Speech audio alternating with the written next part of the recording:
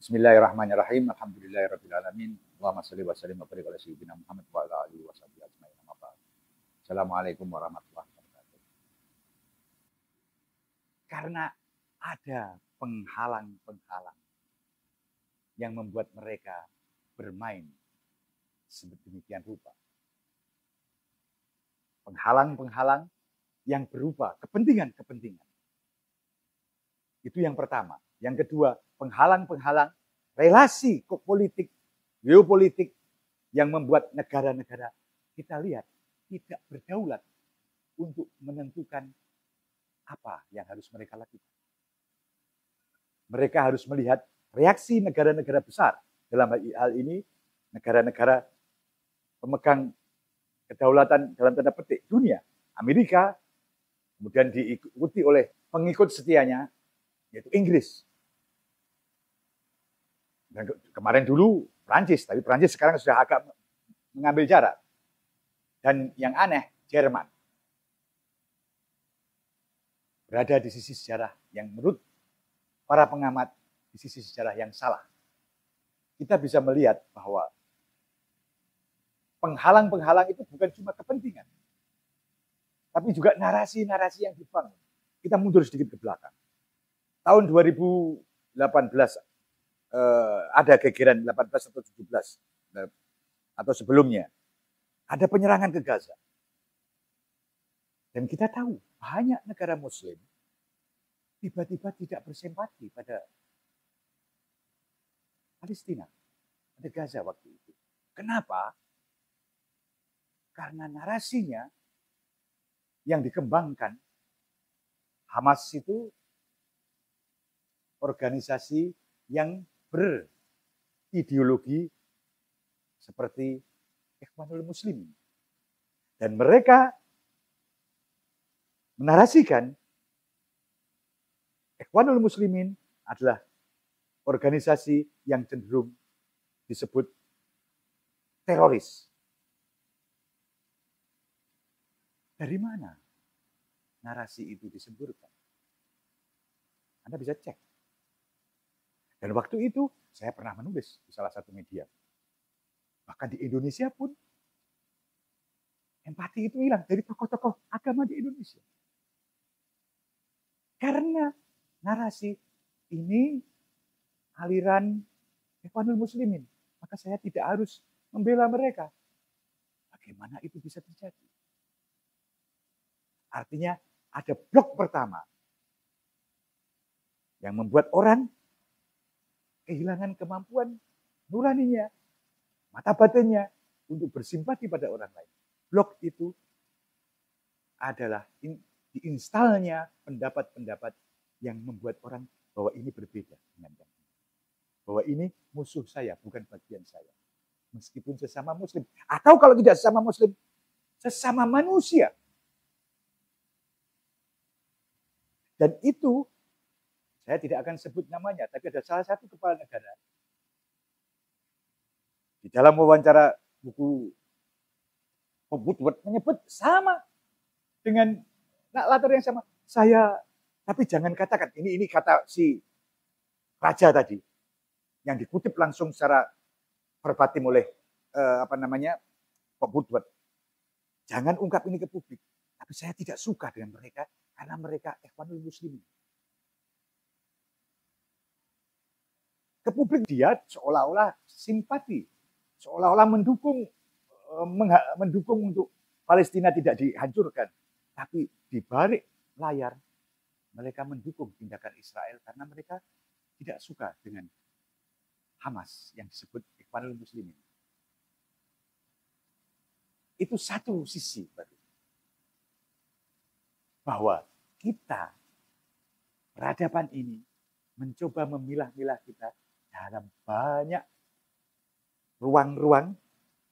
Mereka ciptakan ruang-ruang itu dan kemudian orang akan memisah. Ruang ini bukan yang ruang yang itu. Banyak kemudian orang diinstal ke otaknya untuk bahwa saya berbeda dengan sana. Yang sana ini agak berbahaya. Dan seterusnya. Kalau kita lacak itu sebenarnya metode yang sejak awal dibuat supaya orang menormalisasi apapun yang dilakukan pihak-pihak yang berkuasa di dunia saat ini. Paling tidak kalau tidak menormalisasi, memandulkan kemampuan nurani manusia untuk bersikap sebagai manusia dalam menanggapi kejadian-kejadian yang terjadi di sekitarnya. Itu stigma-stigma yang sengaja dibentuk dari awal. Ini bukan hal baru. Dulu stigmanya antara komunis dengan kapitalis. Itu pasca Perang Dunia Kedua. Kemudian orang membuat apa yang disebut perang dingin dan lain sebagainya. Dan orang distigma. Sehingga kalau Anda lihat Vietnam dihancurkan Amerika secara fisik.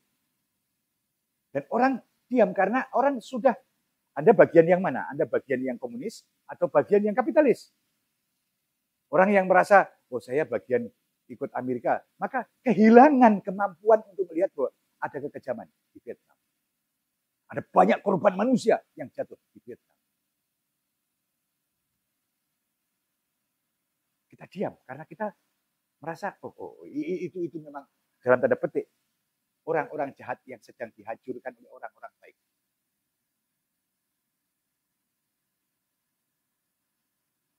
Meloncat lagi kita era-era 70-an. Yang banyak menjadi korban orang-orang Amerika Latin. Jadi zaman Reagan itu bahkan para romo-romo Jesuit yang kemudian merumuskan apa yang disebut teologi pembebasan, itu disikat sebagai teroris. Istilah terorisme dan teroris distigmakan pada romo-romo Katolik yang membela rakyat. Dan mereka dihancurkan, termasuk salah seorang uskupnya dibunuh dengan dalih tadi. Ini teroris. Dan waktu itu tidak ada reaksi yang keras dari institusi agama yang lebih besar. Kenapa? Karena mereka menganggap bahwa ini sudah terstigma. Ini teroris. Ini uskup yang teroris. Misalnya di dalam hati mereka tahu bahwa itu kejahatan, tapi mereka tidak mau terbuka membela itu. Bahkan sampai sekarang, teologi pembebasan tidak pernah diakui oleh institusi resmi di agama Katolik. Tapi kita nggak ngomong teologi pembebasannya. Kita ngomong bahwa ada orang yang mencoba berpihak pada orang-orang yang ditindas dengan cara tertentu, dengan merumuskan pendapat-pendapat tertentu, tapi kemudian dihajar. Tahun 70-an, 80-an.